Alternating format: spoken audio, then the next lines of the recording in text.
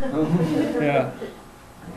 Okay, again, I'm just trying to capture this for further use. And the question I want to ask you now is to move on to we're still with Descartes, right? And if you want to refresh or talk about something that we have already talked about, I'll be happy to do that maybe toward the end. But let me just throw this new thing out to you. And they're not always going to be questions, although I've kind of introduced them that way, but concepts or notions or conundrums that people have thought about. And this one is the mind-body problem. I think the next thing we could work with is the mind-body problem. Have any of you actually heard that phrase? The mind-body problem? No? A little bit?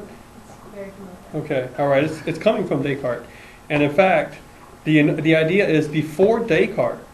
Now, I like what the fellow and think, Blackburn, is it? What's his name? Yeah, Simon Blackburn. Okay. He makes a point that there's really hardly anything new under the sun. What happens is usually for the most part, the philosopher of a certain age, the age is right for that philosopher, and he articulates it well, and he has access to the printing mechanisms.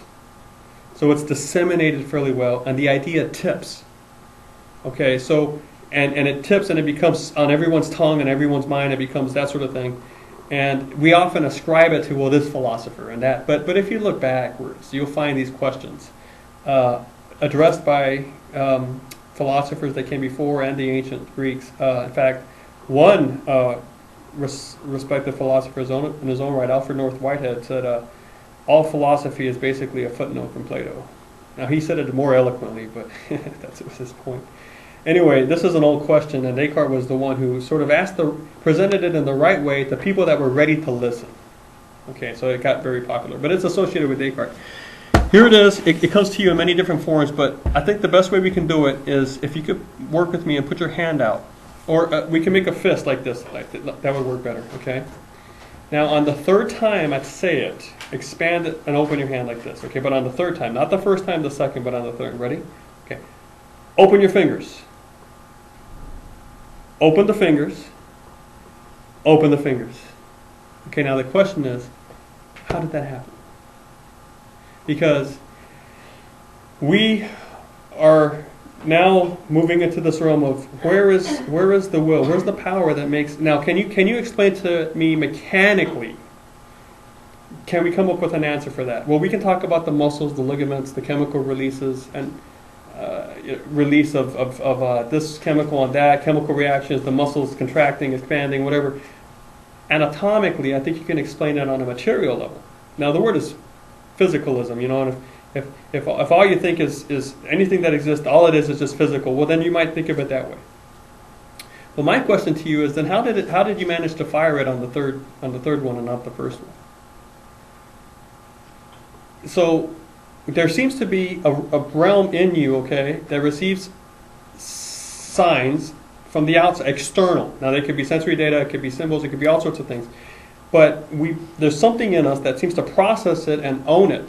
And there's something in us that we seem to be in control of something, and we can like decide when we're actually going to get up. Not right now, not right now, not right now, but right now. And see, I knew when I was saying that I would do it on the fourth one.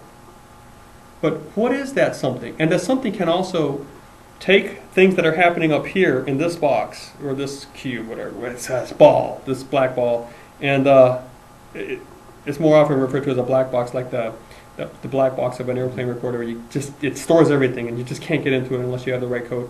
But there's something that's going on up here that seems to really be the cause of physical effects. Okay.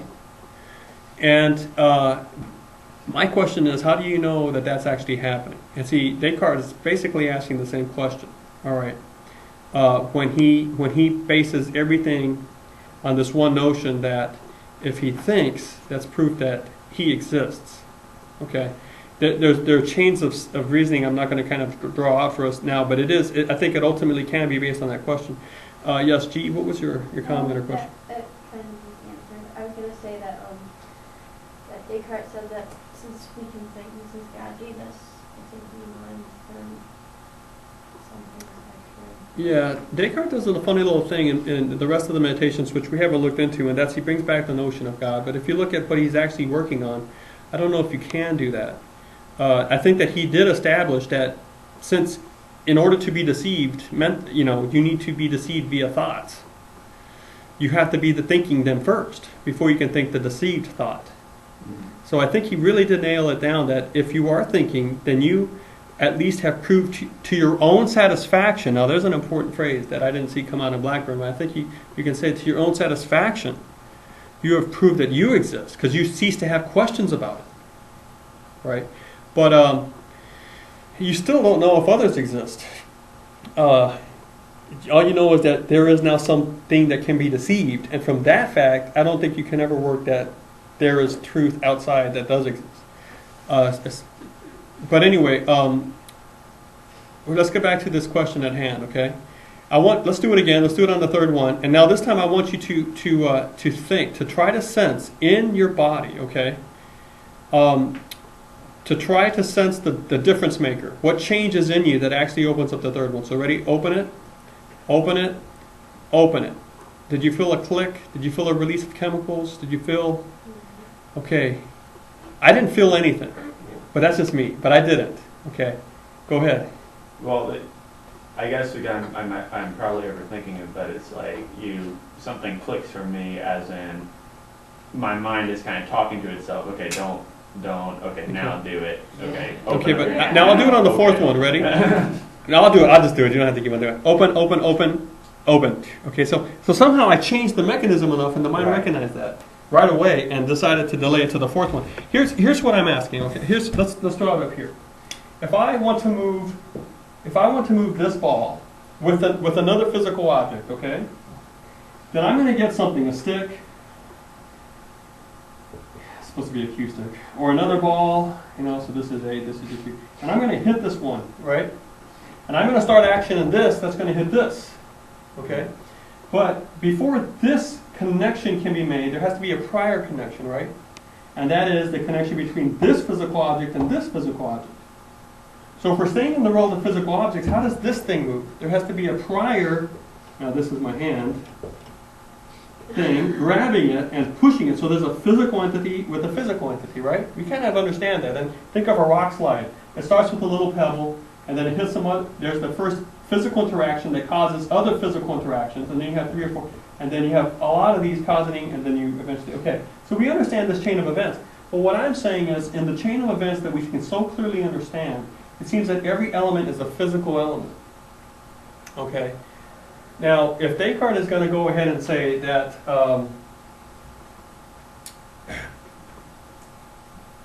the only, he discusses to you about the ball of wax, right?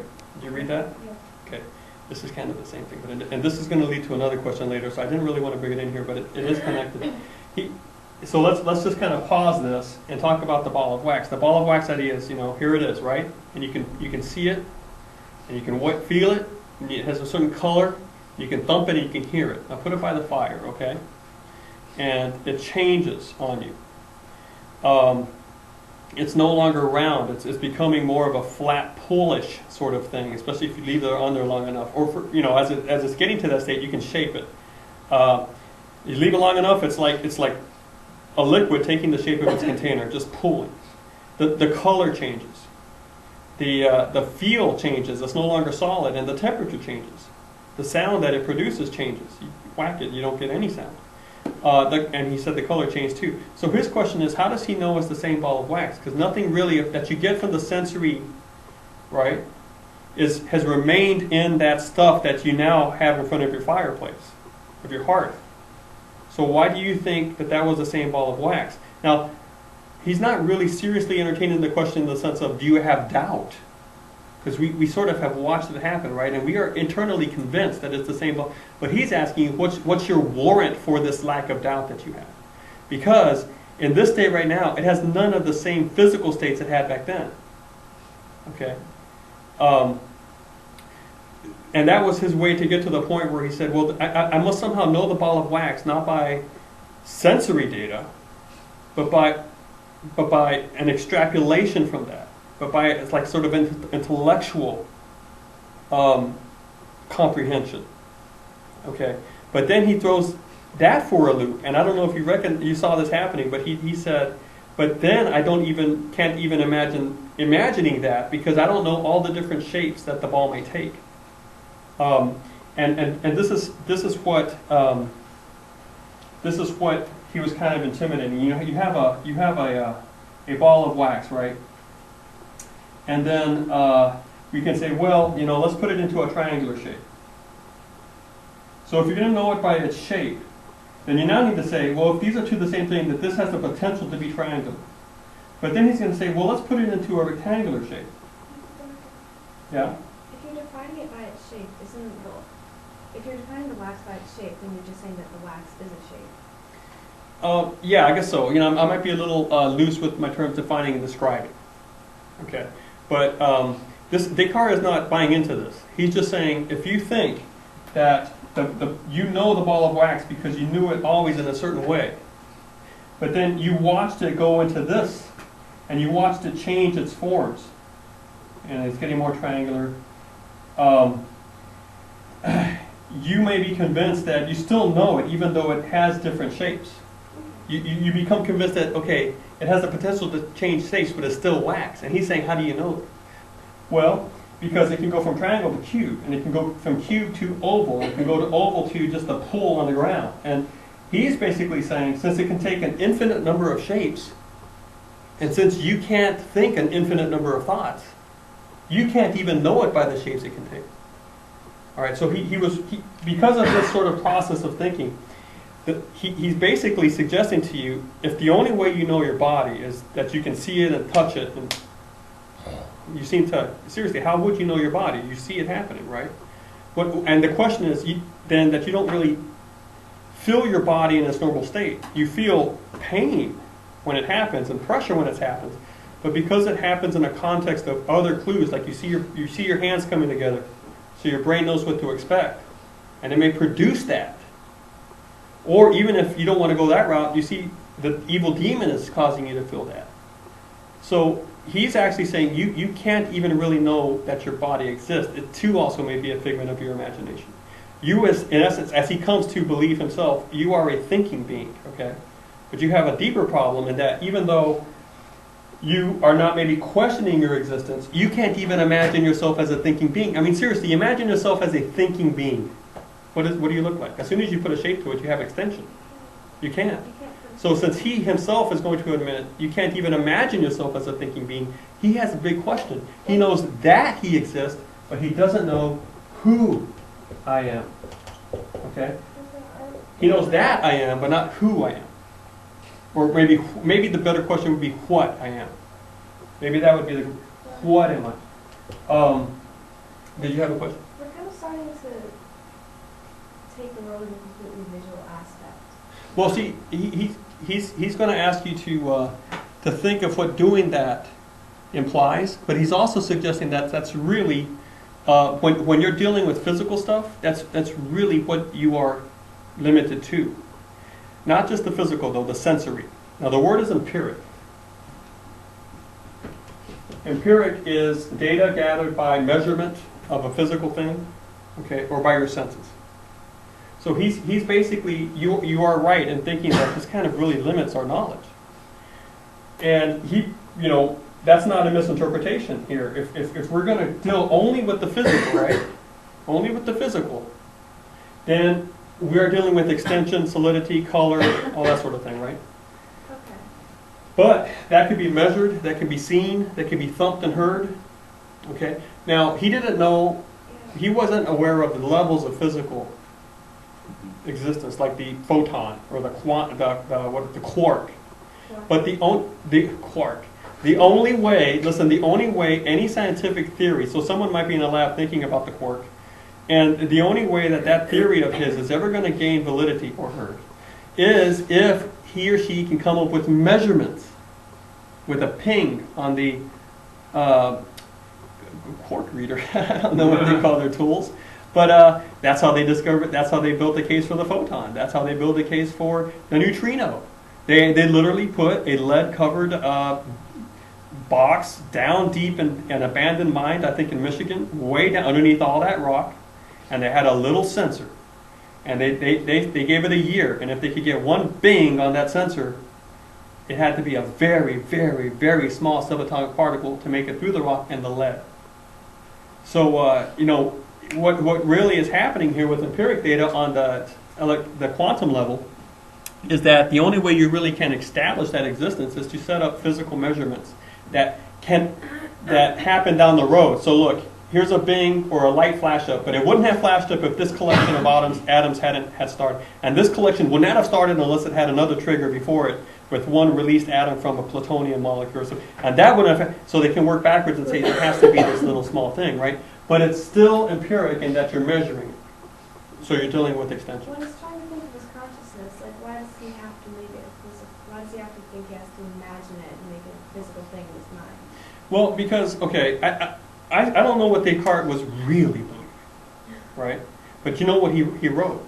And he very quickly brought God back into the equation, and he very quickly started dealing with animals and man. He writes stuff about animals and all that. So, what are something? I mean, the way we're happening here is I don't think Descartes, and in fact he himself said this. I can't give you the direct quotation, but he did not ever say there was a solution to this. Okay, and I'll find the quotation if you want it. In fact, it's in the audio book Descartes' Bones. He said that there is nothing, which tells you that it's either one way or the other, right? For Descartes at least. So how come he didn't go around saying we're all physical stuff, we don't have a soul? Because he would have been excommunicated, rather quickly, and I don't think he wanted to give up his honor that way. But anyway, yes. Is there a third option that his entire proposition is invalid? There may be. What would that third option be? I don't know, just that his question is... Well, I'll tell you this. If you frame it this way, if you say the physical is the physical is all the see, what's the word? Mental, non-mental. If you say the physical is the non-mental, and you actually have a realm of that which is mental out there, then they're exclusive, they're mutually exclusive, so there wouldn't be a middle ground. But see, that's just the point. And the point behind like doing this and doing it on the third time is exploring this notion, if there is no middle ground, how come what I think I'm doing up here actually makes my body to do it? So are you putting it on a level of physical willpower thoughts? Isn't that the point? It can't be just physical because he's a thinking being, and thinking is not physical, right? Right. So you can have just spiritual, but you can't have just physical because he already established he's a thinking being. Yeah, it's either one or the other, okay? But the thing is, that's in one scheme of it, okay? But the question that he's asking is this. If you do have that which is solely physical, and you also have that which is solely mental, by definition, non-physical, how do they ever touch each other? They can't. That is the logical answer. Is they can't. So in other words, the question then is, how do you get the first ball to move? Yeah, I have often thought about this. If we are non-physical thinking, then we can't. There is no middle ground. So if we are truly the thing that exists when our body goes into the ground, and somehow something changes from that, and we hover, or I don't even know how to describe it. But if we don't die with our body, then the essential I, or we, or us, or whatever, seems to be non-physical, right? But if it is truly wholly non-physical, how does it move the ball? Because there can be no point of contact. You need a physical stick to move a physical ball. So my question then is, how did you open your fingers? Because you can work it all the way back. You can say, well, down deep in here, a synapse fired. What caused it to fire? Because if you're still going to put it on a physical term, the synapse, the chemicals, the fibers of the nerve and all that, my question to you is, it was once in a state of non-fire, then it changed to a state of fire. One essential assumption we make is that there is no change possible without a cause. What caused it to change from a state of non-fire to a state of fire, if there can be no interaction between the purely mental, the purely non-physical, and the physical? By definition, they can't be connection. So this was a very thorny problem, and there were some very interesting solutions that came up. We'll talk about some of them, but there has been no answer. There is a possibility. That is, if you posit everything is mental. If everything is mental, these questions disappear. You understand? Everything's based on mental. Like, Well, it's more than that. movement, It would be more than not just based, but everything is mental.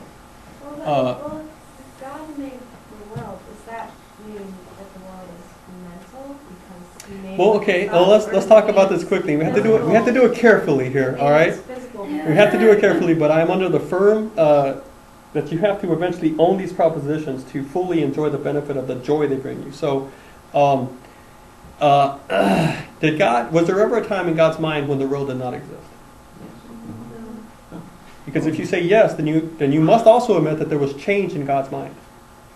Oh wait, that he knew it would exist, but there was a time where it didn't exist. Well, there was a time that the world didn't exist, but it was always in God's plan that it would exist. Yes. That, So that- when did that moment come into being? Dr. Hart, can God change his mind? Well, it's going to depend on your definition of God. It's also going to depend on your ability to handle or to entertain the notion of the language of accommodation. Have you ever heard of that phrase? The language of accommodation? I think you said. The language of accommodation says that God doesn't have hands. God doesn't have feathers. God doesn't actually have, eyes, physical eyes.